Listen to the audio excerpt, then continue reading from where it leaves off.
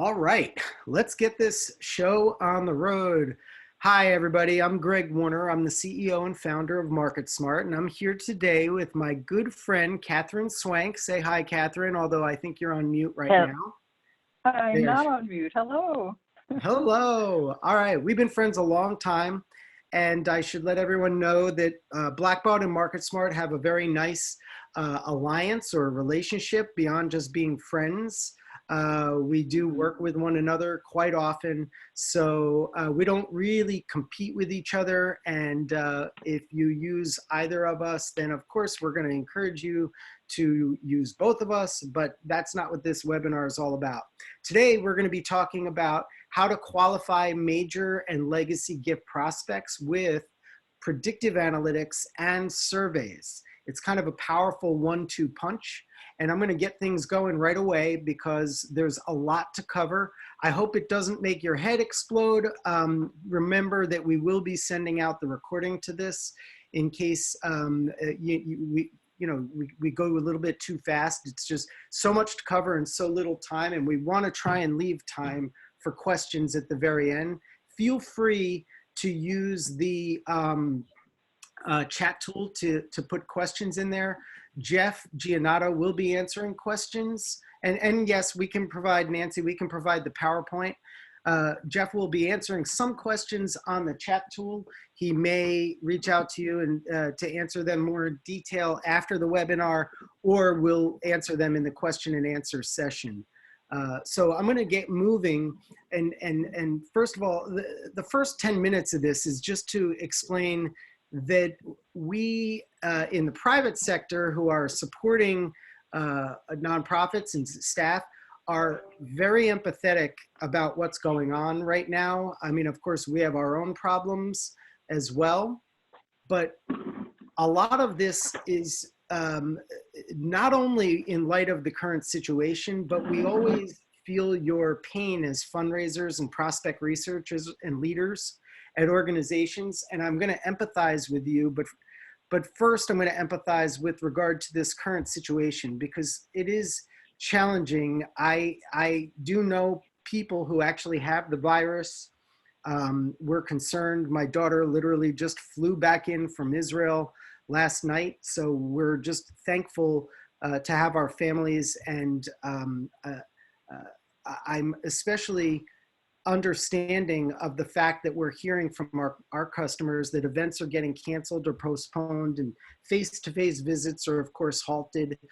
Money that was going to be raised and expected to be raised from certain types of events or communications are going to need to be recouped. We were talking to a college recently that's wondering about if they're going to have to give back the money from dining hall, funds that the kids aren't using, and where do you make the profit on that, and such. Everybody's sort of scrambling right now, and in some cases, budgets are either being slashed or reprioritized.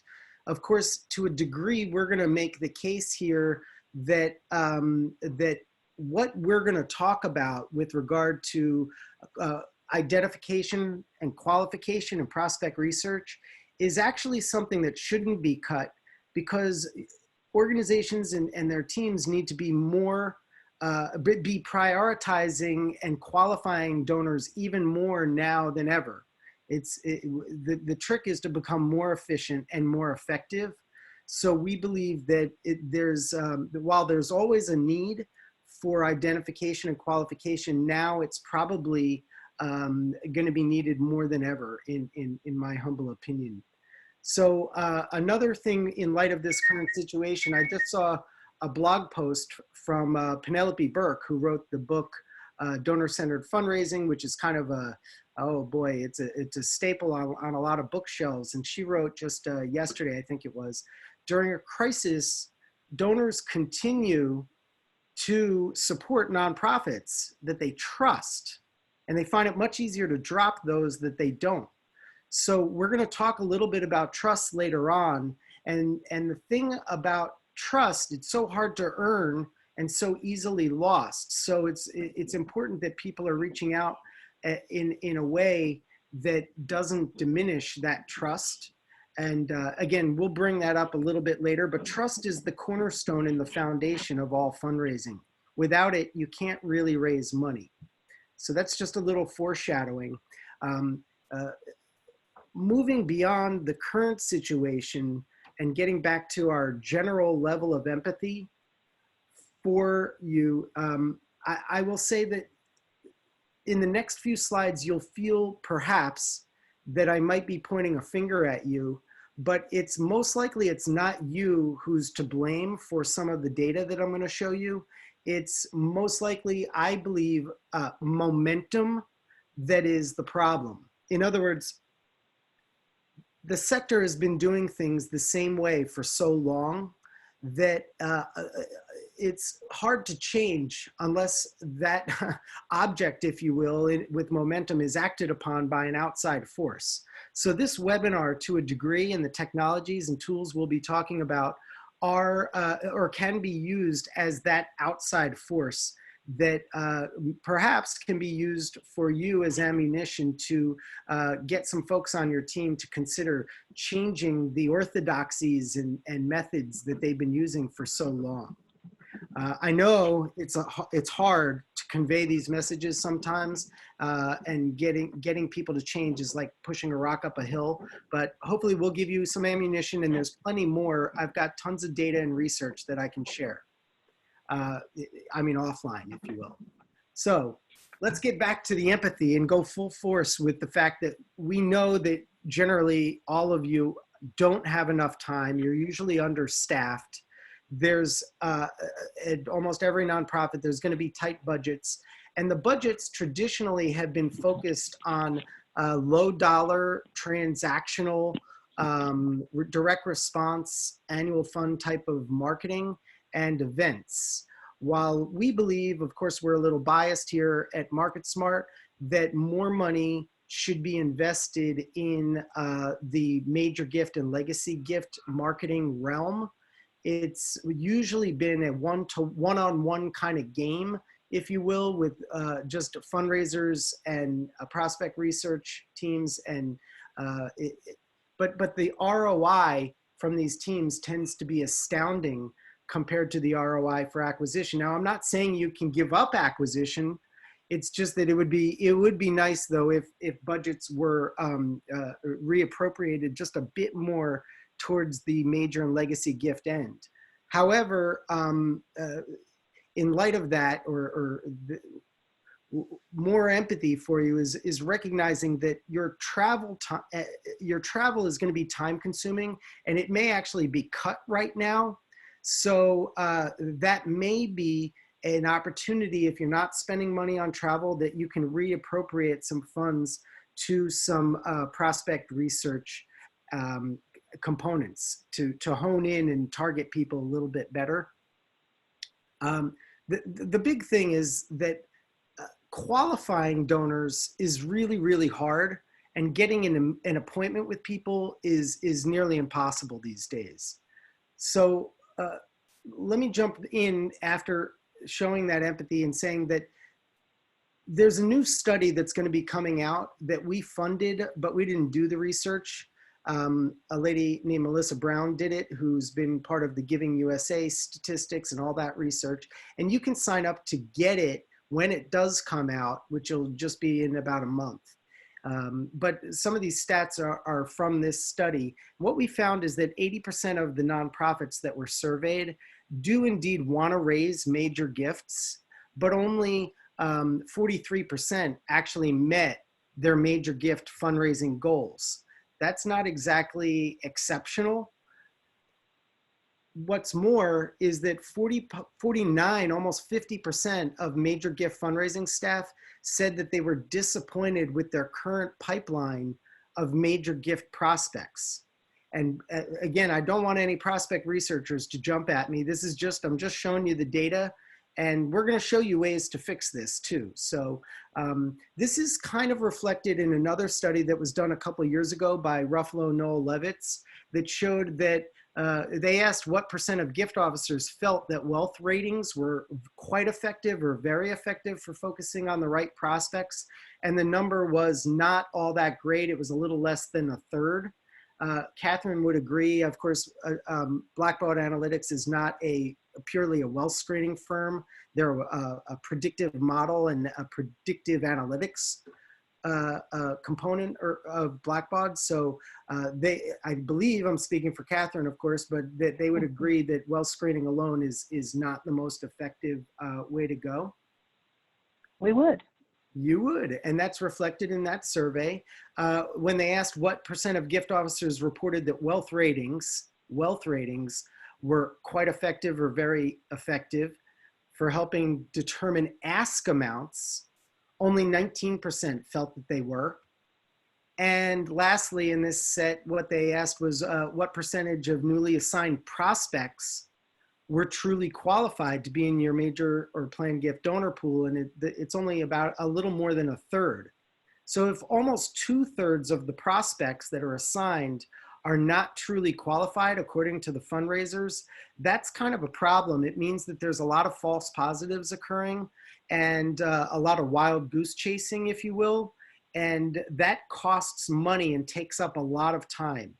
A simple calculation, you could just take 2/3 of any gift officer's salary and benefits and figure that 2/3 of it potentially, I mean, I'm doing back of the envelope math here, but 2/3 of that person or that team's expense is potentially focused on unqualified folks.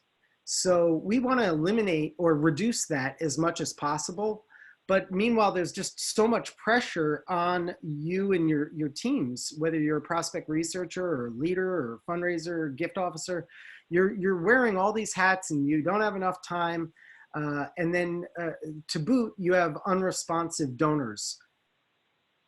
Now, I believe that one of the biggest reasons why donors are becoming less responsive is because distrust in charities is growing, unfortunately.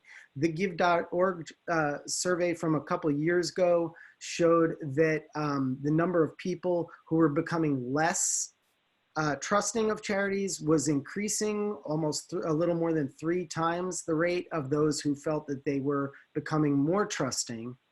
And even worse, in the 2008 Edelman Trust Barometer, what we found was, or what Edelman found was that there's been a 9% drop that year in trust in charities, yet among the informed public, which tends to be our major donors, the highly educated and informed, there was an even greater drop. So this is scary because without trust, it's going to be very hard to get that appointment and meeting. As for those of you who remember Gerald Panis, he said that it's harder to get an appointment than to secure a gift, and getting the appointment is about 85% of getting the gift. But if it's getting harder to get the appointment, then that makes everybody's jobs exponentially more difficult. So more data from the benchmark report is interesting in that and this is really the biggest finding that Melissa conveyed to us in the report, is that when fundraising teams use technology for prospect identification and qualification, they increase their chances of success. Hallelujah. How about that? You know, go figure. But what's even better is that if they use technology for prospect, I apologize, how they use technology for prospect identification and qualification matters. So what she found was that most organizations are using technology in one way or another to analyze their donor records. They're also using it to provide for wealth screening, tracking the engagement of their donors, you know, moves management and whatnot, or attendance at events. They're using it for predictive modeling, to apply behavioral analytics, which I'll get into a little bit more. Some of you may not have thought of what that is. And then the rest, none of the above. And then a very small contingent said that they're using artificial intelligence, although a lot of people really don't know what that means. So I'm not sure I put that much in that percentage. Now, of course, I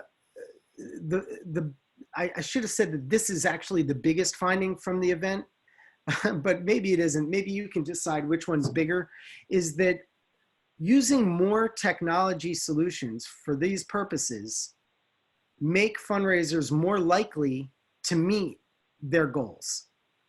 So with 5 or more technology solutions, you can see that the number of the percentage of people meeting their goals is almost double that of people using 1 or 2 technology solutions.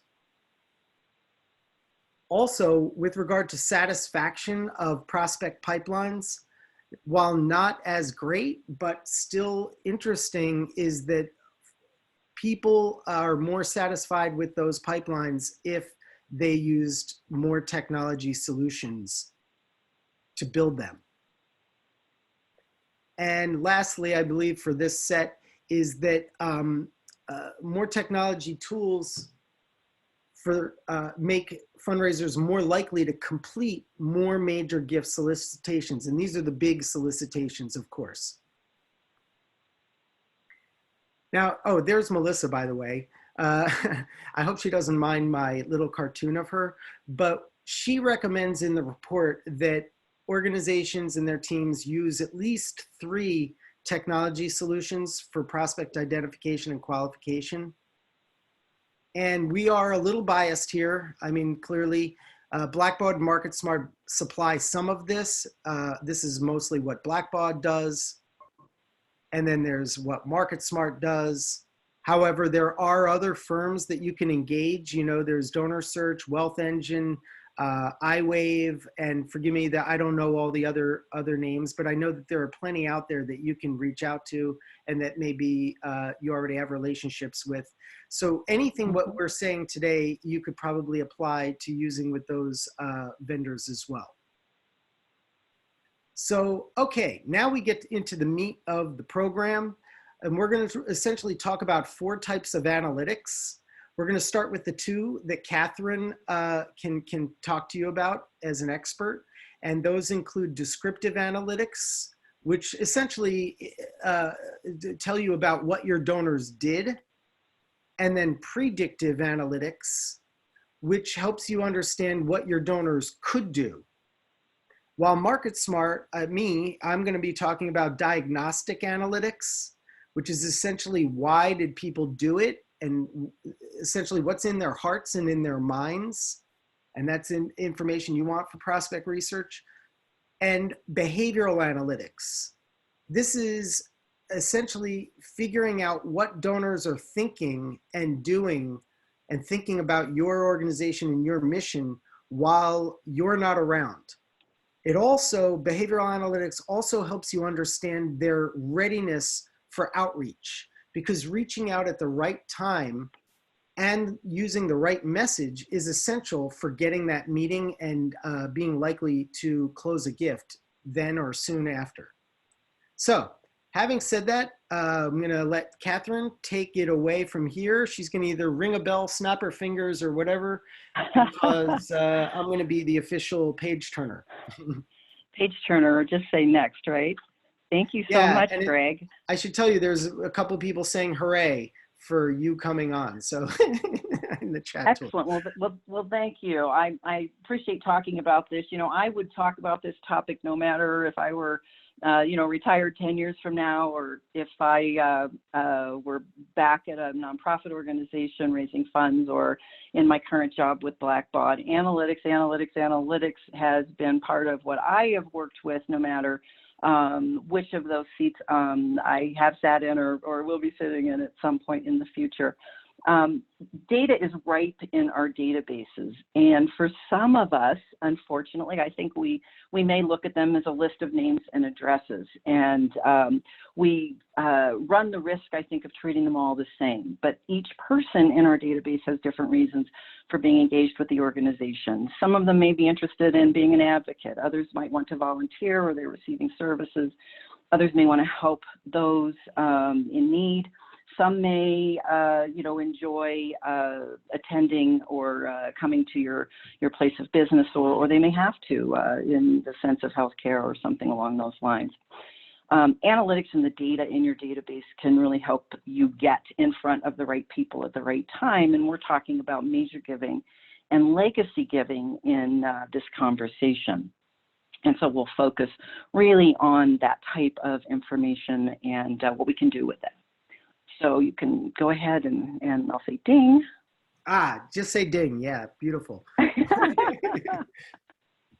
For our next slide. So Greg already sort of alluded to this, but there's really three things that we can do as major gift officers, as legacy officers, as people wearing both hats, those that may manage a department or are managing the information and data and helping get those people out the door to talk with donors. And that's really saying, what's happened in the past. We can use the information in our database to describe that. And it's not difficult to do. And we'll talk about that first in just a moment. We can predict the future by using these technology tools and analytics to look for those people who predictively or statistically are more likely to or more inclined to take an action and create a real strategic and targeted pool of donors or prospects or donor prospects, whatever term we want to use. And then we can also use our technology to understand better their motivation, which is more where MarketSmart and surveying tools like those, if you're doing it on your own or using a vendor like MarketSmart, come in. Ding. All right, let's start with descriptive analytics. So descriptive analytics is going to use data you already have. And I like to say, take your prospect researcher or your database administrator or someone to lunch once a quarter and say, what's in that database that I don't know is in there? What am I not using in my role? Or what is our team not using so much? And those people will greatly appreciate that you've done that because they're working in the data all the time. Now, data you likely already have are going to be things like, what kind of constituents do we have in here? How are they affiliated with us through a code or an attribute of some sort? Gift type, what kind of gift? Was it a current gift, a deferred gift, in kind? Was it a pledge of some sort over a period of years? Gift type can cover lots and lots of different types of gifts. The date and a notification date if it's a deferred gift. Hopefully you're keeping those. Those are an important one to use in analytics. And the gift amount becomes important when we're thinking about what do we call a major gift or exactly how do we fill a prospect pool of people based on perhaps a line that we have to draw because our resources, both human and time and budget-wise, are limited. How did we acquire? What was the first type of a gift? That can be an interesting piece of data that we'll see later on, how that can be useful. And also giving trajectory. Is the gift going down, going up, staying steady? How long has this person been involved in our organization? What's their lifetime value or the cumulative gift amount for them? Or their lifetime value adding other things? Are they participating in more than one way with us? Perhaps they help to promote some legislative things. They also volunteer. They're a donor, and maybe they are a mentor within one of your programs. So they've got multiple connections with you. Age and gender can become useful as well if you collect those or purchase them or some other form of asking the question and retaining it, including other biographical information about the marital status, things like that. Even some of the things we look for as legacy officers, and that's how many grandchildren do you have or how many children might you have. That's also counting as biographical information. So descriptive analytics is going to help us with data we already have. And we can go to the next slide and see how that looks. So this might be what an organization or two may look at some of those pieces of information and come up with a very similar profile. Maybe more than one organization says, hey, our average current major donor, whatever you call a major donor, is 48. And many of them are in two-person households or they're couples that are donating. We can see that by having a spouse and a spouse or a partner and partner on on their record, or this appears to be a single male family or a single female family. And we can kind of start to build a visual picture of these people. Perhaps they made 8 gifts to your organization prior to jumping up into that major gift level, for those that have, or they've been on file, they've been donating for a particular period of time before they made their major gift or their legacy gift. This could, you could replace the word major. I'll jump down a little bit here. Their first gift might have been a certain amount, and their average gift prior to making the major gift shows perhaps an increase over that time period, so that trajectory of giving helps. And we can also look at things, how they came onto the database. Maybe there's a pattern in some of these things, and for some organizations, perhaps their physical location, your physical location and proximity also plays a role in helping to describe a current profile of a donor of a certain type. Now, profiles could look similar from organization to organization. Perhaps there's an arts organization and a higher education organization that both came up with something very similar in their descriptive analytic profile. The importance of each of these data points gets a bit lost, though, in descriptive analytics. What's more important, their age or the gift that they made, their first gift amount, or how far they live away? It's more difficult to tell some of that with just a descriptive profile like this. And it may point out several people or a group of people within your database or your pool of prospects that all look very similar to this. The importance or their inclinations, however, aren't distinguished here. Is our gentleman in the left here more likely to make that major gift before the woman on the right, perhaps?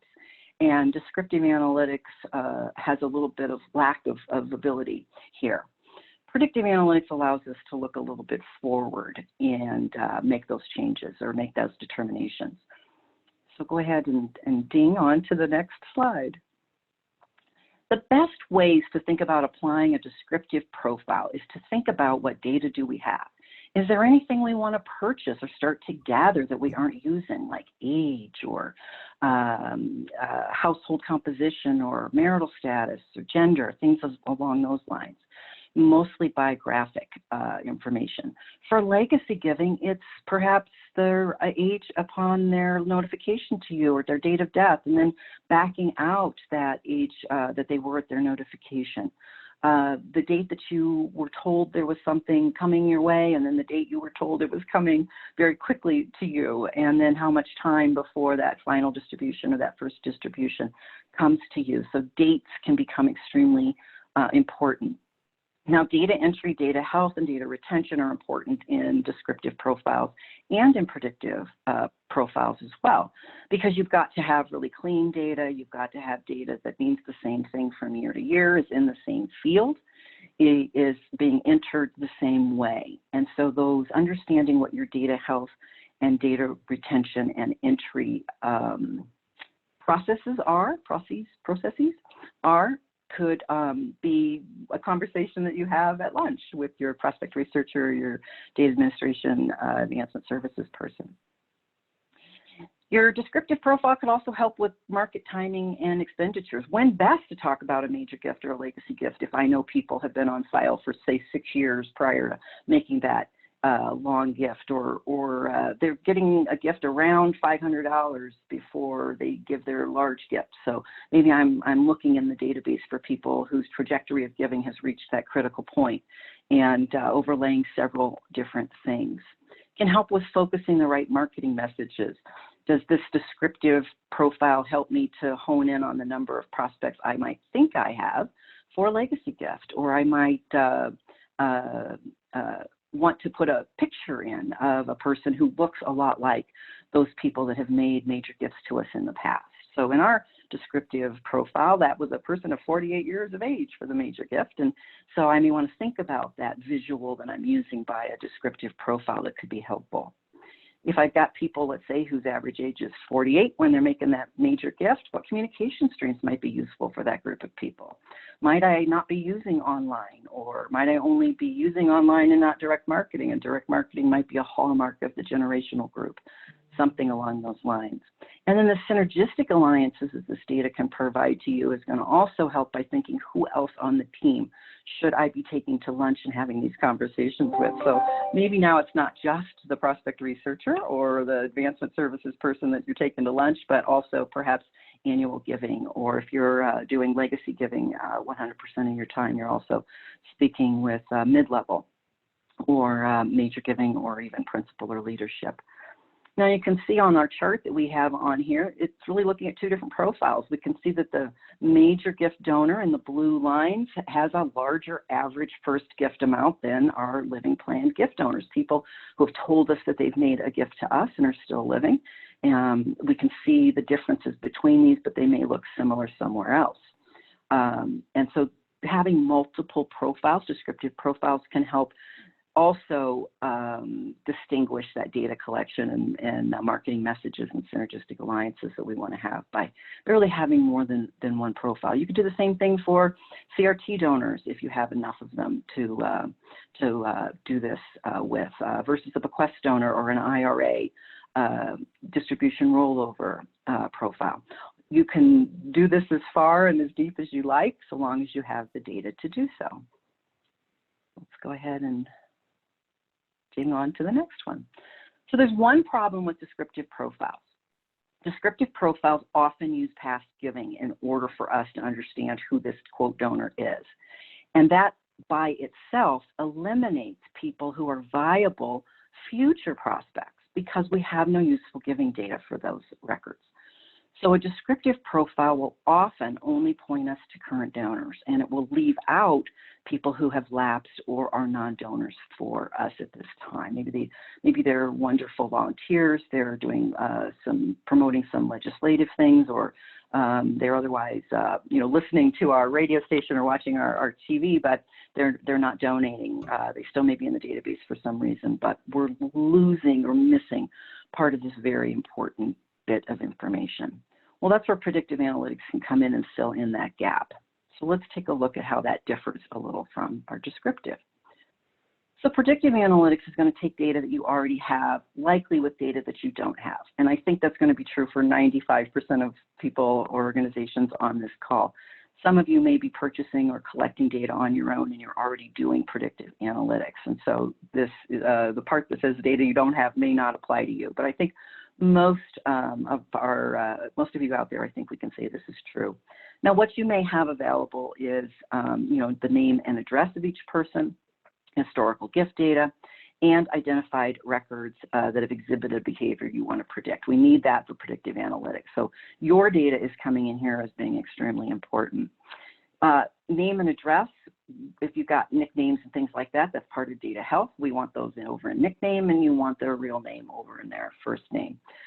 Predictive analytics relies on gathering external information from other data sources, and it has to match that data to pull it in or to bring it over or to be useful. So residential address being marked as home, thinking about how you bring in data into your database becomes important here. But usually you have everything you need. Your data is good. The health of your data is just fine. And you have the ability by using some donation codes or appeal codes or some attribute or some other piece of data to identify records that have done something that you'd like to find out who also might do this same thing. So the external data that becomes useful for this, whether you're collecting it or whether you're purchasing it or you're asking someone else to do it on your behalf, they're likely going to use all of these or a combination of these external pieces of data. So consumer, marketing, and finance data comes from really our credit vendors.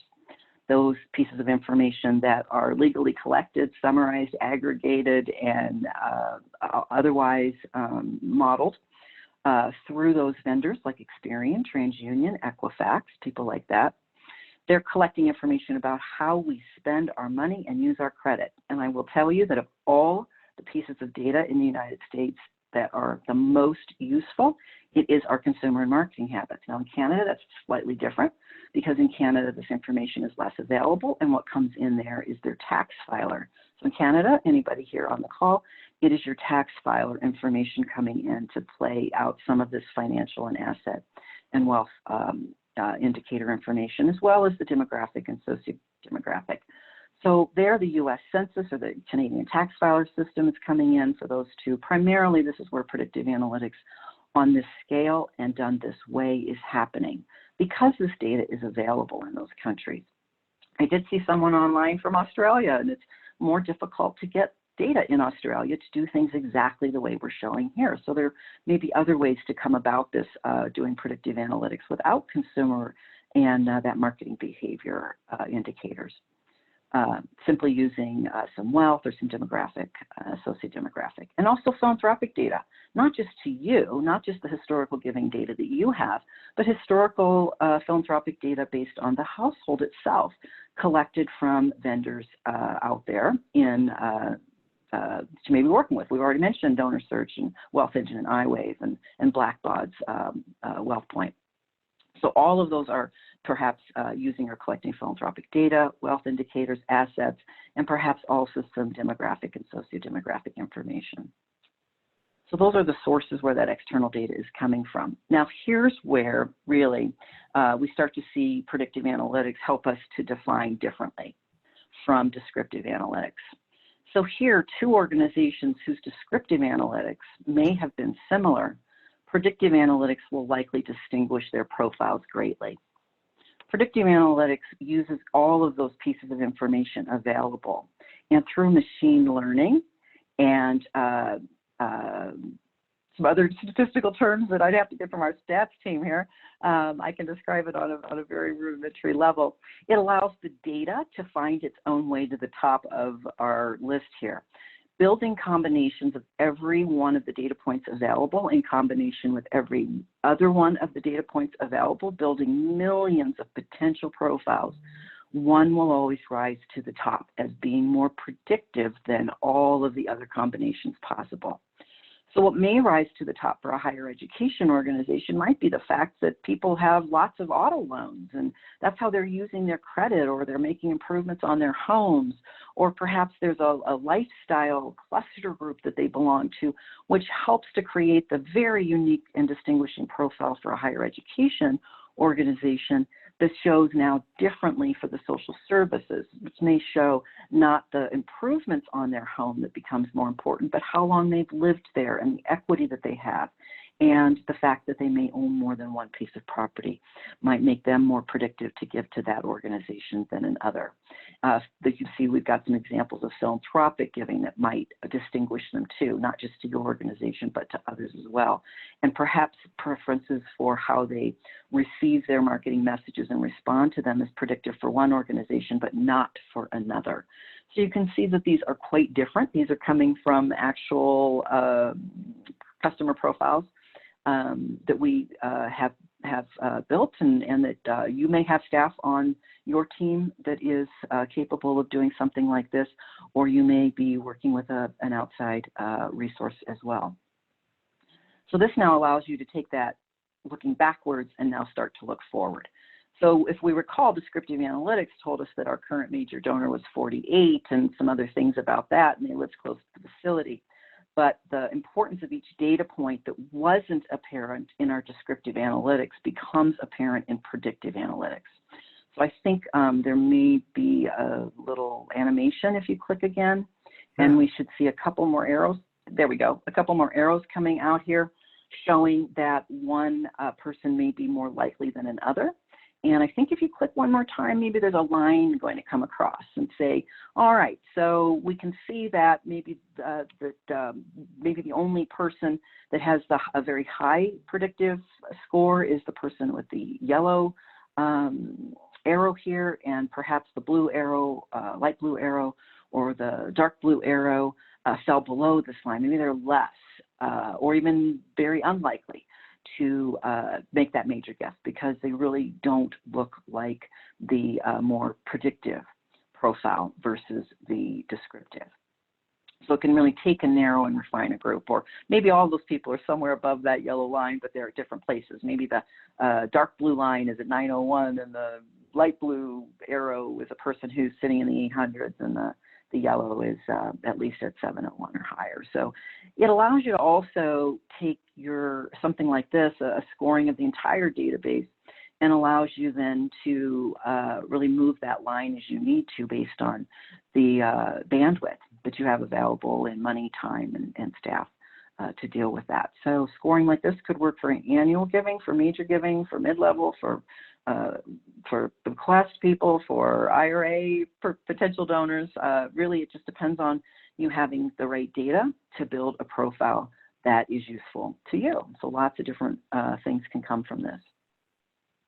Go ahead and translate to the set. So now we can use the prescriptive profile now for some additional things, exact targeted marketing messages and communication streams.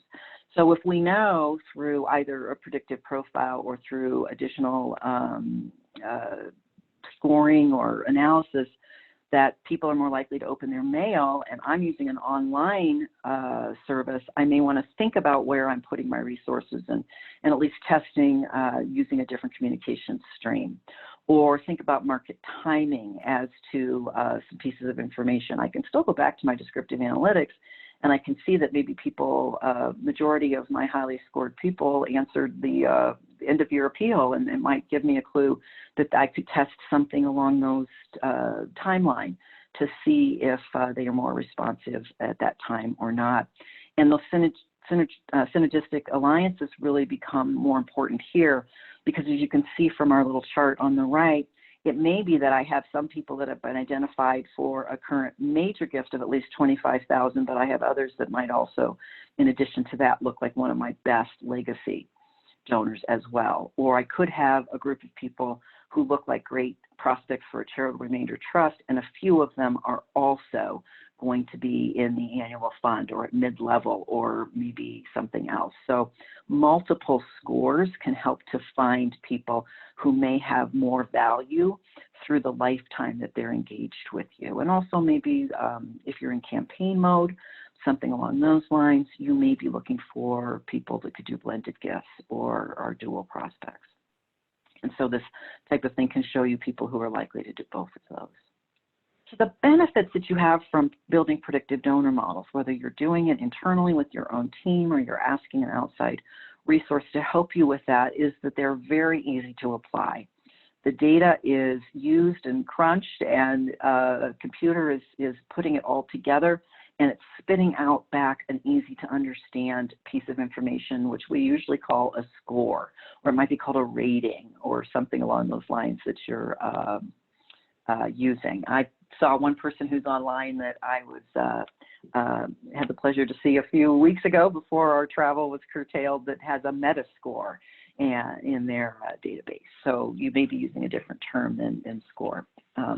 It's also state-of-the-art methodology. It increases as the ability to hold and use data, and data becomes either obsolete or becomes more available, can be used. So as we go into the cloud and we've got huge places to store more data, and we don't have to worry about how large a server is anymore, we really can keep up with the times for AI and for getting data in and out of databases and crunching and slicing and dicing them almost dynamically in some cases. So a new record can go into the database at some point, and a score could be populated there for certain types of analytics that you're doing within, let's say, a few hours or a few days, rather than waiting for a point in time.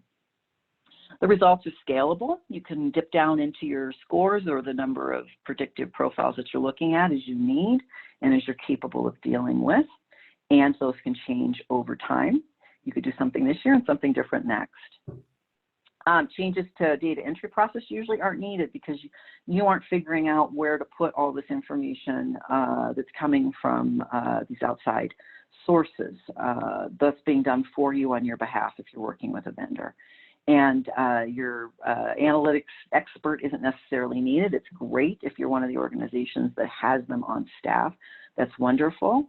And but you don't have to have that analytic expert when you pair yourself with a firm that's helping to do this for you and is in place to do so. And it allows you to focus on what I call resource development. From the days I was teaching resource development to in a master's program for really fundraising, Masters of Fundraising, so I call it, but nonprofit management. So resource development could also just mean the word fundraising, really focusing on our time with building relationships with people, looking for those commonalities in our needs and their desires, rather than spending time on figuring out what this data, where it should go, what is the field large enough, all of that sort of thing. We can spend time really on building relationships. So our next final ding here. So once you've got this information, you may now have narrowed down a pool of people in your database who look more likely to take an action in the future than other people in your database. And that's all fine and well. There is a big problem with that, and that's understanding who's ready to do it today. And so when Greg was talking earlier about when I wrote it down here, 37% of prospects say that 37% of their prospects are not qualified. I wrote down the question, what does qualified mean? And I think the answer to that question is different, probably for every person who's on this call. But I think for our conversation, what qualified means is ready. Are they ready to converse? Are they ready to inquire? Are they ready to move forward and to talk about those needs that you have and their desires and how they intersect and come together? So that can be done through qualifying people through surveys. And whether you're doing it by yourself or using someone like MarketSmart, this helps to really, I think, meet that qualification criteria that we desperately need right now, even more so in today's environment. So Greg, I'm going to turn that back to you. Super. Thank you. And everybody, I realize that we're probably going to go over our allotted time. If you have another appointment at the top of the hour, don't worry, we will send you the recording. Of course, you're not going to want to miss everything I say. You're not. Very important stuff. So let me jump right in, and I'll go a little on the quick side, but I don't want to water down what I'm about to describe. And again, we're going to get into diagnostic analytics, why your donors behave the way they do, why do they give, what is their life story, who inspired them to give, things like that. And behavioral analytics, meaning what are they doing and where are they clicking online on your website when you're not watching? And how does that help you determine whether they're ready for your outreach? So in my book, if anyone's ever read it, it's called Engagement Fundraising. If you buy it, I give all the money from it to charity anyway, but I'm always happy to send people free copies if they want it. You don't have to buy it. But I call these, I don't like the analytics terms, no offense, but they're pretty wonky. So I came up with my own, and I call the diagnostic analytics, I call those verbatims, meaning that they came directly from the donor, verbatim, of course. And then the behavioral analytics, I like to call that digital body language. So digital body language is what they're doing when they're not with you. It's really the truth serum when you couple it with verbatims, especially if the verbatims come through surveys. But I'm sure all of you have experienced a donor telling you one thing but doing another. You know, sometimes we find that people will say that they don't care about the tax benefits of a gift, for instance, but then we notice that that individual is clicking online a lot to find out the tax benefits of giving. So I don't want to call them a liar, but they're not quite telling the truth, you know? So we can monitor that, and we are going to talk about not prospect identification, because that's really what Catherine was talking about, but we're going to focus more on qualification, which is actually accented by cultivation. So cultivation helps further qualify donors for outreach. Okay, these are also what Melissa calls in our report that I funded called human-based sources. These can be from your donors, your board, your volunteers, your staff, and so on. And these human-based sources essentially are providing you with what you most likely call donor discovery, right? So the donor discovery, though, has traditionally been done on a one-to-one basis, and it's not very scalable. And with the fact that donors aren't likely to want to see you right away, and especially in this day and age, where we're all essentially quarantined and socially distancing ourselves, it's going to be harder and harder to do donor discovery face to face. So what we're talking about here is, how do you leverage technology to conduct donor discovery at scale? Really tech-enabled donor discovery is what we're talking about. So getting back to this research from Melissa, she found that using more human-based sources for prospect identification and qualification also make fundraisers more likely to meet their goals. So of course, using more technology and more human-based sources are together help you meet your goals. As an example from the study, you'll see, and again, there's a lot of research in this study. She did a great job, but if you use more human-based sources, you're going to be more likely to reach your goals. The problem is that human-based sources and discovery and qualification methods are challenging. I mean, there's really basically three. There's the face-to-face, the telephone, and the survey, essentially. When you look at the cost and the quality and the scalability of each of these, it really becomes enlightening about, well, what should you really do? You know, face-to-face is very expensive. And as I said, it's more challenging these days. When I say it's more expensive, that's because you've got to travel to go meet people. You've got to pay your staff to go do that. You've got all the effort and time involved in trying to land that face-to-face meeting. Telephone is a little less expensive, but surveys are unbelievably, I probably could have made that $ super tiny, really, because it's just a fraction of what the other two will cost. Now, when it comes to quality, I've had a lot of debate with people about quality and which one's really better. So I just kind of punted and put 5 thumbs up for each of these. Because of course, if you're a gift officer, you'll say there's really nothing replacing face-to-face.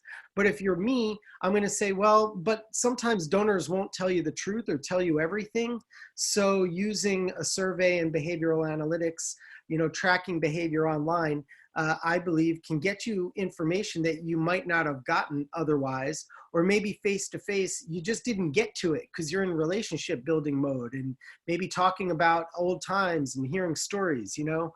So, and telephone is there's, I'm sure, plenty of people who will feel that that's giving the best quality. So I don't want to argue about it. I'll just put a question mark next to it. However, when it comes to scalability, I think it's undeniable that a survey is exponentially more scalable than any of the other methods, and especially at low cost. So what's interesting, again, from Melissa's study, is that only 1 out of 5 fundraisers are surveying their donors to learn about interest in making a major gift. Now, I know a lot of organizations do surveys, but often they use them for other purposes, like for PR or the comms department or just general research.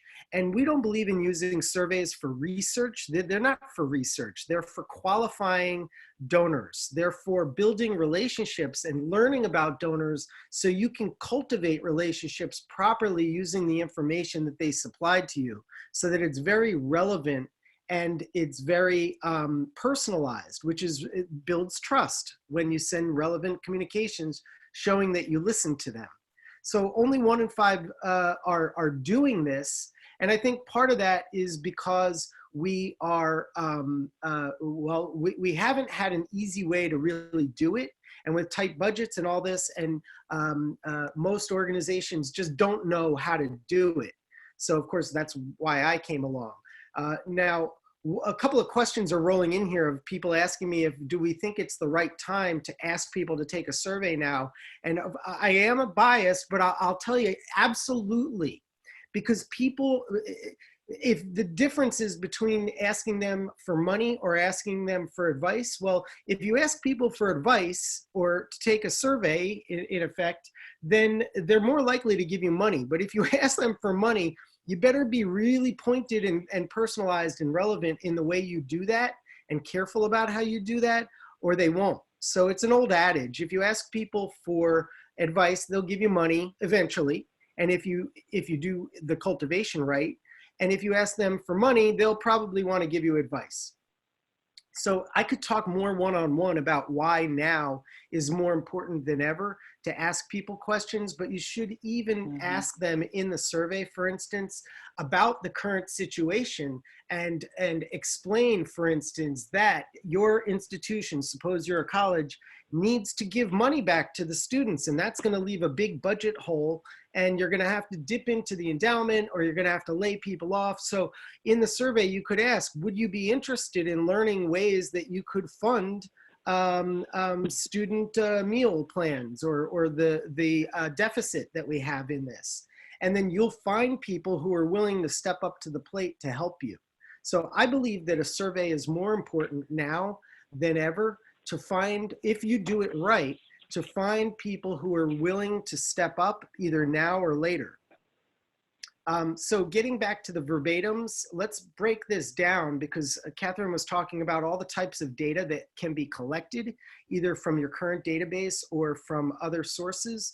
But remember, we're talking about getting verbatims straight from your donors. So this is going to be a long list. I mean, seriously long list, but imagine if you knew exactly why each donor cared, why they're interested in your programs and which programs. What are their passions? What are their life stories? You know, did they meet their spouse at your museum? Something like that. We get these stories all the time that are just amazing, filled out in the surveys. Who inspired them to care? Was it a professor? Was it a doctor? Was it a nurse? Was it a docent? Somebody must have inspired them, perhaps. There's a story there that you need to know. What's the name of the person that inspired them? How do they rank your cause compared to others that they support? And how important is your mission to them, and in finding meaning in their life? You know, how do they want to give? I mean, this is the perfect question, is finding out, do they want to give cash? Do they want monthly giving through check? Or do they want to give assets, or a legacy gift, or property, you know, a house? Where are they? This is very important too. Where are they in the consideration continuum for giving? Are they ready? Are they ready for your outreach right this minute? Do they want to set an appointment with you right now after they take the survey, or during it? Or do they feel like definitely later, maybe later? I mean, we'll show you an example at the end here of how you collect all this information. But do they want information about, I don't know, giving their home to your organization? Maybe they didn't realize they could do it.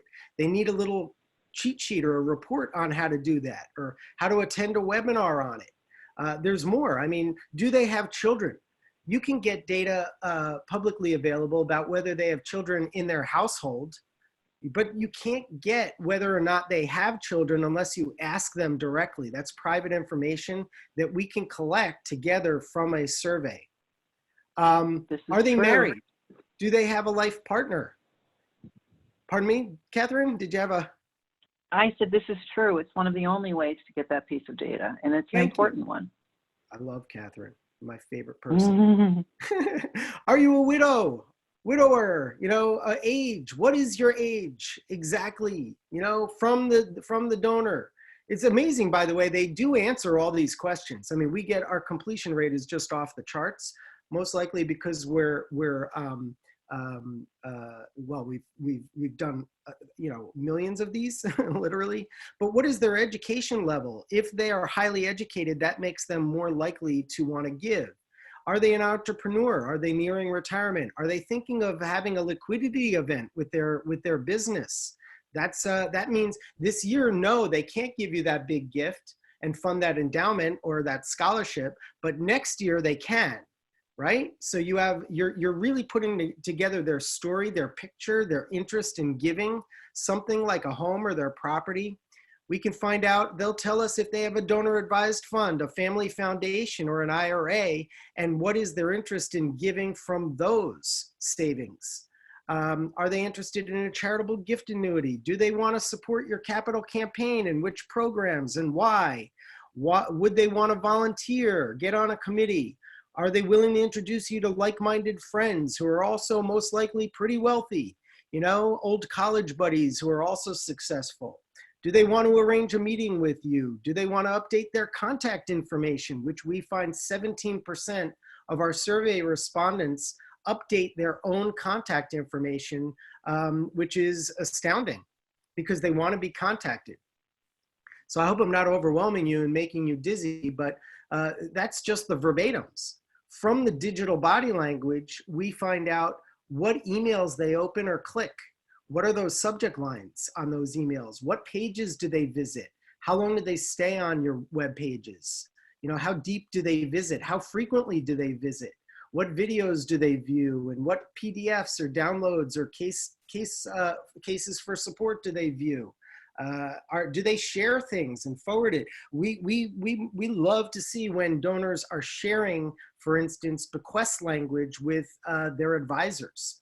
You know, we see that trigger, and it's a very important trigger for a fundraiser. So you might be wondering, and someone just wrote here, Sylvan, I think, wrote, how do you capture all this? Well, we put a tracking cookie on the browser of an individual when they take the survey. However, we do ask for an explicit opt-in because we want to make sure that they're okay with that.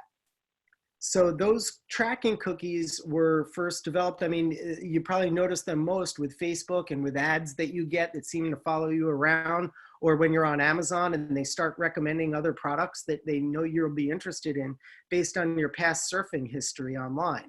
So we recommend using that same technology if your in-house team has it, or finding a vendor that can supply it to you. So a lot more about surveys is included in another guide and a webinar that we have at MarketSmart called the how-to guide for surveys. But I'm going to quickly, and you can just email us and let us know, or any other questions, and we'll send all that to you. Or you can go to our website under Learn and then under Reports, and you can find it. But many people going forward here often ask us, will people respond? And at first, I always answer to people, I say, well, look, we've had response rates from anywhere from 1% to 34%, no kidding. The bigger the organization, the lower the response rate it tends to be because of their list. However, we've seen some large organizations with very high response rates, and these are completion rates, not like open rates to an email or something. The trick is how qualified is your list already? Have they been over emailed or over direct mailed or over solicited? And if they trust you, and if they have a high degree of passion for your organization, they will take the survey. And it's in fact a qualifier in and of itself. So we believe it's more about quality than quantity. These response rates percentages are what we call vanity metrics. They make you feel good to have a high response rate, but what you really want is quality responses. And people who take surveys automatically are qualifying themselves because they're giving you their most valuable asset, which is their time and their information. So also what's cool is that the people that do respond, we do find that they tend to be in the sweet spot for giving years. So that's a good thing.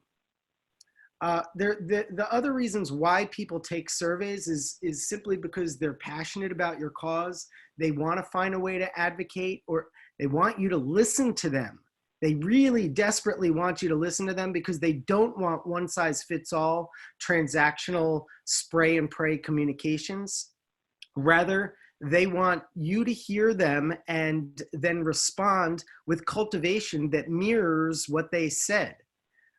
They also want to be helpful to their tribe, if you will. Your organization is part of their family.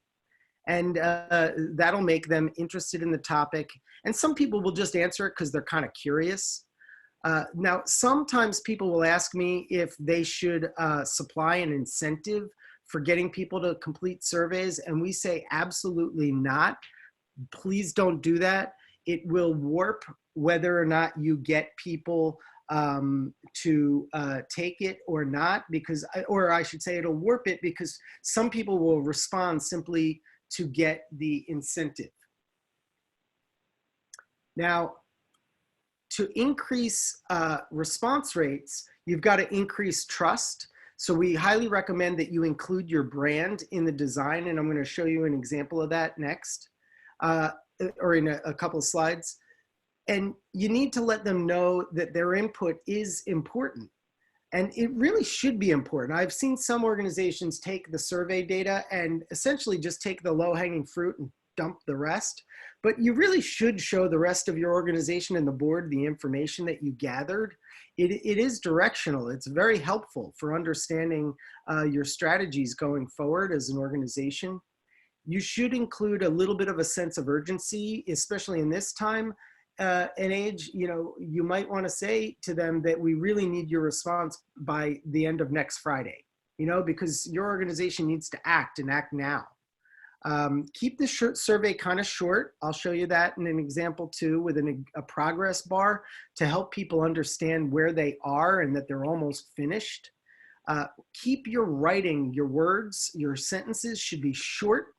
And even if you think that your donors are the most brilliant astrophysicists in the world, write it at a 4th grade reading level. Make it easy for them to get through it. You don't need to trick them and show them how cool your writing is. And finally, well, actually, there's a little more. Start with easy questions to get the ball rolling. The hardest part is to get them started. If you can just get them to answer that first question, it's almost certain that they'll answer the whole survey. So make the first question easy, and also put your phone number and email at the top, because you will find that some people will start the survey and then they'll say, oh, well, I'll just call them and tell them, which is amazing. And that gets your donor discovery done right away through telephone. If you're asking touchy questions like how they want to give, we recommend you put those towards the end or in the second half of the survey, so that they're kind of going downhill as they're, you know, it's like they're towards the end. And finally, you're going to want to ask them to opt in for ongoing cultivation, because you need to gain permission to use that data in a relevant and personalized way to cultivate the relationship. Once they opt in, they're basically saying, yes, I want to be cultivated by you. I want to be in your donor pool. Lastly, and I didn't put a numeric number because we're the only ones who do this, but we employ something called back-end form filling, which basically we populate the last form, meaning with their information, their address and phone number and email. And we do that so that they don't have to retype it in there. But what's amazing is 17% of the survey takers, the donors, end up updating their information. And usually we hear that it's better information. In other words, it's a more primary email, it's a better address, it's a new address, saving you on postage and mailing costs. But even better is they give you their phone number, maybe to their cell phone, things like that. It's really amazing but what they do. So here's the example that I promised. And I'm not going to go through every single question. We could do that privately. I'll go through about half of them. But in general, you'll see that we're branding it. There's no navigation at the top. You don't want them to leave the survey to go look at your, the next football game or something and buy tickets. You want them to stay here and take the survey until the end. You also want to put that contact information and make it click so that they can email you directly. You're going to want to allow them to share it on social media. That way you'll get leads that you never even knew, and their friends who could be wealthy and similar to them and believe in your cause will see it, and you get free leads, essentially. So the progress bar is important. It should be front and center. to help people understand that it's going to be pretty quick and painless. And then we want to start with, well, of course, mentioning things that will inspire them to actually do this and take it. Also, I recommend putting your tax ID there, because when we get to the giving questions, especially the legacy giving question, people will sometimes, that'll trigger a thought that, well, gee whiz, I'll just give this to my accountant and my lawyer and make the gift, or I'll go to my beneficiary designation and take care of this right now. So the first question, again, has got to be a layup, if you will. It's got to be easy. And in this case, although we change it for different organizations, in this case, it was just to find out who was the person who inspired the donor to care. And if they answer yes, then there's a little drop down and we try to find out who it was and what their name was. Now, it's important that we start collecting this information, and everything in this survey can actually be described in this book called Influence by Robert Cialdini. If you haven't read it, it's one of my favorite books ever in marketing. One part of the book explains that when people take surveys like this, they're sort of making mini promises to themselves, and those promises grow roots and they become stronger over time the more they ask and answer the more they answer surveys. So it's important that you keep asking these questions so that they become more solidified in the mind of these people. I could talk about that whole thing again for an hour, so I'll just skim over that and explain that, though, that these drops will grow roots over time. They'll realize, well, you know what, I didn't think about the reason why I love the college so much, but it's the alumni events. Yeah, that's the reason. You know, it's almost like psychologically they're just talking to themselves and self-evaluating why they care. And then I'll skip to the hard part, which is beyond the halfway point. It's the tough question, or the meaty one, is to find out where they are in the consideration continuum for making a gift of any kind, or talking to a gift officer. So, I mean, look, you can find out where they are with giving from their donor advised fund, or giving from a savings account or their IRA, or giving to your campaign, or helping to fund a scholarship, and so on. So the trick of this is to make sure that you give them options here to understand where they are along the consideration continuum. The same applies for legacy gift question, but this one's a little bit trickier, and it has to do with making people think about their own death. So you want to be careful, and especially start the question by expressing that many other people do this. That'll make people feel a little more comfortable about the question. And also, well, of course, you're going to want to find out where they are in the consideration process. If they've already done it, you're really going to want to get the name of the person who they made it in memory of. As a father, I can tell you this is a little sad, but it's usually a mother. It's usually a female that they want to honor almost 80 or 90% of the time. Okay, so here's a little bit of sort of a case study, and this is what I would call the consideration continuum. For those of you who are in direct response, you'll realize that the consideration continuum happens in like maybe a minute, but for major gifts and legacy gifts, you're looking at like a year and a half, 3 years, sometimes more. And they may, after they make certain gifts, reconsider, you know, so the red part is like the hot seat where you need to steward folks. And then if it's a legacy gift, the blue is showing when you'll actually get the gift. But people can change their minds at any time, and they can go forwards or backwards along the consideration continuum. And the job, I believe, of prospect researchers and fundraisers is to recognize not just what the data says, but where are people in their consideration continuum? Because it's more appropriate to directly solicit people if they're closer to taking action rather than if they're in the awareness stage. The problem with the sector has been too often fundraisers are forced or tasked with dealing with every aspect of this funnel. They get a list, or maybe it's a cold prospect. They're tasked with moving that prospect completely forward through the entire consideration continuum, and then even sometimes doing the stewardship as well. It's really just too much. And we believe at MarketSmart that you should automate a lot of the cultivation and stewardship with technology, and then make it so that the fundraiser is inserting themselves precisely when the donor is ready for facilitating the gift. Of course, you want to build relationships, but let me just show you what the consideration continuum looks like. This is one of our customers, and you can see as data starts populating, these dots each represent donors at all different demographics and whatnot, and all different types of gifts that they're considering. And the yellow is showing people who are somewhat likely, and the blue is the people who are moving themselves up over the years from somewhat likely to likely.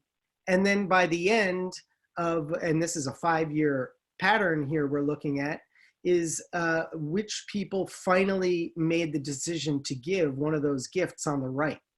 So we can go through this again individually, but I'm trying to show you that the consideration continuum is real, and donors will migrate themselves forward. They don't need to necessarily be moved or pushed or cajoled.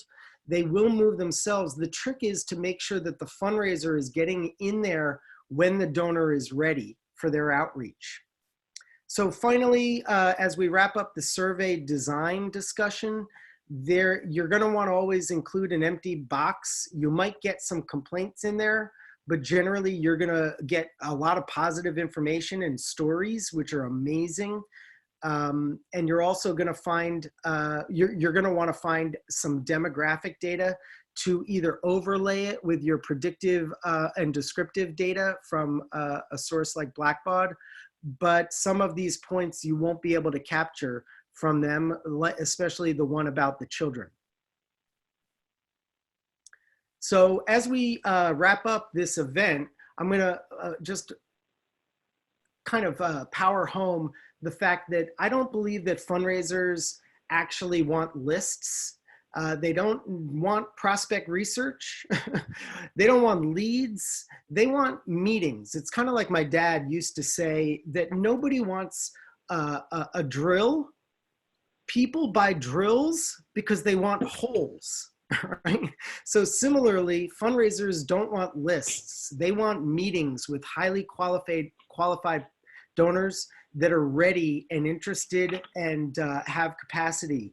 So the idea is to take this kind of research, all of it together, the predictive, the models, the survey data, the verbatims, you know, the digital body language, and put it into pipelines so that you can cultivate people based on their readiness and send them information and outreach that's in line with where they are and how hot they are and where they're located, what their interests are. The more relevant and personalized you make it, the better off you'll be. You'll build more trust, and eventually they will show readiness, which can be tracked online if you're using a tracking cookie type of program. So again, the qualification occurs often because of the survey, but furthermore over time because of the cultivation that's done properly in a personalized and relevant kind of way. And then it uncovers readiness, or in fact, for many of our customers, we make it so that the donors set appointments themselves with the fundraiser. You know, they could just click to set an appointment like you did for this webinar. So as we close this out, my recommendation is to make your surveys ubiquitous, you know, post them on social media, send them through direct mail. Essentially, email is the cheapest way to do it, and do it regularly, at least once a year, because people will take them every year, as you saw in the illustration that I played. Use the tracking cookies if you can, because that's the easiest way to track whether people are really truly ready and whether they're clicking online and what they're clicking on. And of course, monitor that engagement online and their consideration migration to understand when they're ready. The way this looks real quick for us, at least, is that you end up getting data that can be sorted a whole bunch of different ways. People who are red are hot because they engaged recently, but this one, of course, is sorted by, highest score first. And like if I were any fundraiser, I would click on the one with the highest score that's based on all the verbatims and the predictive model and everything else, the clicking habits and the recency. Those two components are showing me that this is the top score and they just clicked a couple days ago. Then what you would probably want to do is look at their total lifetime giving, whether or not they have children, the value of their home is here, and all their survey responses. So you get a real 360-degree view about them before you call. And then you probably want to take a quick look at where they've been clicking, what stories they've been reading, other things that they've been engaging with online. So again, last thing here is that the way this looks together with a Blackbaud and a MarketSmart together, or other vendors, of course, is that suppose you add 10,000 or 100,000 donors and you did your predictive and descriptive analytics, you may get 5,000, 10,000, 20,000, maybe more identified prospects that are quality prospects. And then we recommend that you put them through the next funnel, which is a diagnostic and behavioral analytics system, so that you can build caseloads and assignments based on what you learn from there. Now, this is, of course, including some degree of self-qualification from the donors. In other words, they're basically raising their hand saying that they should be in your caseload, rather than you just assigning them without them knowing that. And then there's always going to be a small percentage that are going to be ready for your outreach right now, which is something that you probably don't know about without using a self-qualification kind of methodology. And in the end, you're going to want to kind of do this again and again. There should be an arrow, it's not here, but going around and around, because now that you have the self-qualified data, you can then give that to your descriptive and predictive analytic vendor to further refine their models. And you just keep doing it over and over again in case things change, but also to ensure that you're getting a better model built. So, I went quick. I tried to. I apologize. This should have been set for an hour and a half, clearly. My apologies for saying that. It looks like we're going to have some questions, and there are plenty rolling in. So yeah, Greg, if you have more time and this has been interesting to you, I see there's several hundred people still on. Thank you for staying with us all this time. Feel free to start asking questions, and we'll stay on a few more minutes to see if we can answer them. And Greg, I have a few questions I wrote down from the audience if you want to me to just ask you. Sure, go ahead. So one question that came up, and I think this applies to both predictive analytics as well as human-based sources, is somebody asked, how do you make a pitch to leadership for the importance of narrowing your focus in this way, rather than, necessarily continuing with more of a broad approach that may be existing? Okay. Yeah. So that's a big question, Jeff. Can you repeat that real quick?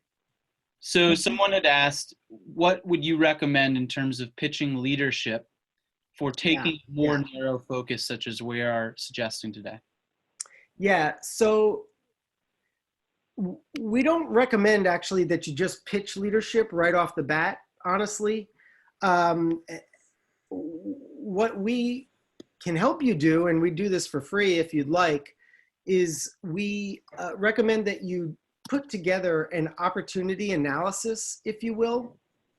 In other words, just pitching them without them understanding the ROI that they're likely to get probably won't work. But if we put together a opportunity analysis that shows them kind of what they're doing and spending money on right now, and how they could essentially use the same budget but get better results, then and an ROI that's exponentially greater through numbers, like real hard data and numbers. And we would do that by looking at similar causes, similar customers, and the results that they've gotten, the number of surveys that are answered, the number of qualified leads and prospects, and the results, if you will. Then I think you'll do better. I mean, there's other ways, I guess there's shortcuts to that, but I recommend really lining up your ducks in a row in order to do it well. And we do that for everybody for free if they ask. Got it. And I think from my end, we would answer that a little differently and say maybe your CRM, your constituent relationship management database already has some analytics in it to help really show ROI of what's working and perhaps what's not. And that if you're keeping data similar to annual appeal data, if you're keeping that also on major giving or planned giving, you can start to show the ROI there, which we already know is always bigger when we're looking at major gifts and planned gifts. And both, Greg mentioned being able to run some information for organizations. I know we can do it. I'm sure other vendors can do it as well, where we can look at something and give you some preliminary numbers. Yep. I'm going to jump in because someone's actually asking what is the product that we're talking about, and it is, you know, it's Market Smart and it's Blackbaud Analytics. I mean, it's both of us together, or you can select just one of us. Of course, Melissa Brown, the researcher, says it works better if you use both of us. But Kimberly, you know, it's Market Smart and Blackbaud Analytics. A question that came in, I think one came in earlier in the webinar, but also came up, Greg, as you were showing one of the recent slides with going from 100,000 to 20,000 and so on. And they were asked, a few people were asking about whether it makes sense to also survey folks who are, you know, outside of those who you pre-qualify through a, you know, Blackbaud or something like that, meaning, you know, the other 80,000 that got cut out, you know, right away from that chart you showed, for instance. Yeah, so the answer is yes and no, because it all depends on how many leads you can handle.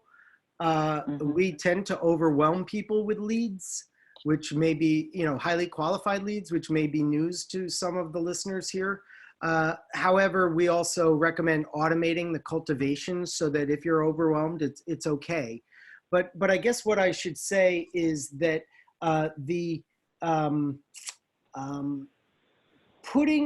posting a survey opportunity on Facebook is not necessarily a bad thing. I mean, older people generally and retirees are on Facebook now. So you can go outside the gate, if you will. But the chances, what we've found is that if you run your data through, for instance, Blackbaud first, and you sort of distill your list, then and then do the survey, those leads will probably be your better qualified leads. If you go on more of a spray approach, although we do recommend make the survey ubiquitous, because the leads are free. You know, if someone on Facebook clicks on the survey and then takes it, it's not costing you anything. It's just they may not be as qualified as they would be going through the system with Blackbaud and Market Smart, as I was describing. Yep. Any others? One that just, you know, relevant for today, of course, that came up over and over again, you touched on earlier, but maybe I don't know if there's just additional thoughts you'd add, Greg or Catherine, and just in terms of just the environment right now with the virus and everything, and whether it's appropriate to engage their donors and how to do it. And I know you touched on a lot, but that should just be a overall point that a lot of people are thinking about. Yeah, look, I mean, I was with one of the largest organizations, well, by telephone yesterday. in America, one of the biggest organizations in America. I've also talked to smaller organizations as this pandemic has been unfolding. And what I'm finding first and foremost is that donors don't want to be crassly solicited, but they do want to be engaged.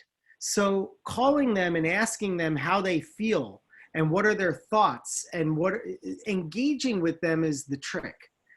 You know, so if you use a survey, you're leveraging engagement and doing it at scale in a way. And if, especially in the next couple weeks, I think soon everybody's going to get adapted to the new normal, sadly.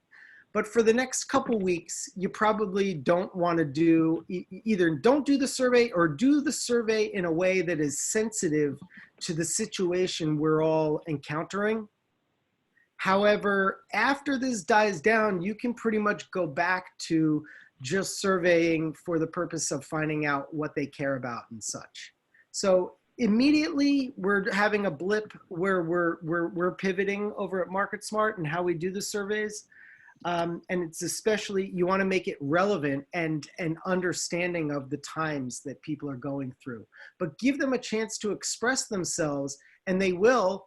And the ones that are qualified and capable will step up, and they will shore up your endowment or your fund. They may fill your hole in your budget, if you will, but you can't find them if you don't ask them questions.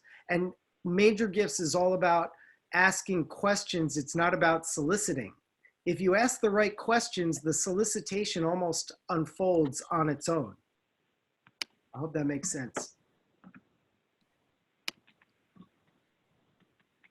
If we have time for one more, I could ask one more, or if we feel like we're wrapping up here, it's up to you. Let's give it one last question. This will be the greatest question in MarketSmart Blackbaud history. Let's go. Okay, so final question, and it's something you touched on throughout the presentation, but I think it's a good point to end on as well, is somebody was sort of trying to summarize what you're saying. They're kind of saying, so it's not necessarily that, you know, you should only do surveys, or you should only do telemarketing, you should only do X, Y, and Z. It's really a combination of these strategies that has a multiplier effect. It's not 1 + 1. So maybe you just want to, it's not really a question so much as just ending on notes, speaking to how all of these, you know, work together. It's not supposed to necessarily be an either or, although of course sometimes budget can cause you to have to ask that question. Well, I'll let Catherine have the first hit at the last word, and then I'll have the last word. How about that? If you want the last word. I apologize because I was just answering a question here. Oh, okay. So, then I'll have the last word. Goodbye, Catherine. Yes. I love you. Yeah. All right. So, and the question in summary, Jeff, was that. Oh, I'm sorry. The question in summary was something. Yeah, was to speak to just the power of combining these strategies. Okay, yeah. So rather than picking between them. Here's the amazing thing, and people have been talking about multi-channel marketing for a long time. You know, they say, well, if you do just email, you get X response rate. If you do just direct mail, you get X response. If you combine email and direct response rate, oftentimes you'll get like 7 times the response rate and the revenue. If you do email, social media, advertising, you get, 15 times. It's the same with this. And Melissa in her study found it out, is that it's the more that you apply, it's not a 1 + 1 = 2 or 1 + 1 + 1 = 3. It's that if you combine 5, you get exponential results. So of course, we're biased in this because we're asking you to spend more money on things, but the ROI will be exponentially greater. And it just works better this way. The more information that fundraisers have, the better off they're going to be. So that's my final point. All right, well, that'll conclude our event today. Still with hundreds of people on the line, I'm amazed. That must be a testament to Catherine and her presentation skills. Thank you, and or the content. But thank you everybody for coming along. You will receive a survey from us to make sure that you were feeling good about the content in this presentation. And we very much appreciate you. If you have any other comments you want to share, you can still use the chat tool for now. Dulcie, thank you for your comment.